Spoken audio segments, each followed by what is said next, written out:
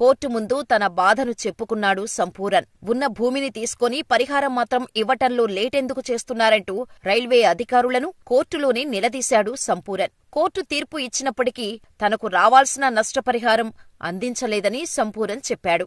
ఇక దీనిపై తీవ్రంగా స్పందించిన district sessions judge Jaspal Varma భారతదేశ చరిత్రలో కనీవిని ఎరుగని తీర్పును వినిపించారు. Delhi to Amritsar Swarna Shatabdi express తో పాటు లుధియానాలోని స్టేషన్ మాస్టర్ ఆఫీస్ కూడా జప్తు చేయాల్సిందిగా ఆదేశాలు జారీ చేశారు. పరిహారం కింద వాటిని సంపూరన్ సింగ్ కు అందివ్వాలని తీర్పు ఇచ్చారు. ఈ తీర్పుతో సంపూరన్ సింగ్ శతాబ్ది ఎక్స్ప్రెస్ కు ఓనరయ్యారు.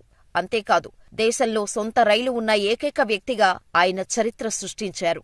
ఆ తర్వాత రైల్వే శాఖ పరిహారాన్ని అందించేందుకు ఒప్పుకోవటంతో న్యాయస్థానం తన ఆదేశాలను వెనక్కి తీసుకుంది. అయినప్పటికీ రైలుకు యజమాని అయిన వ్యక్తిగా సంపూరన్ సింగ్ మాత్రం చరిత్ర సృష్టించారు. అలా రైల్వే అధికారులు చేసిన తప్పు కారణంగా ఓ సాధారణ రైతు శతాబ్ది ఎక్స్ప్రెస్ కు ఓనరయ్యాడు. సామాన్యుడు తలుచుకుంటే ఏదైనా చేయగలడని నిరూపించాడు. సంపూరన్ సింగ్ రైతు దెబ్బకు రైల్వే గిలగిలా కొట్టుకునేలా చేసిన సంపూర్ణ సింగ్ పై మీ అభిప్రాయమేంటో మాకు కామెంట్ చేయండి.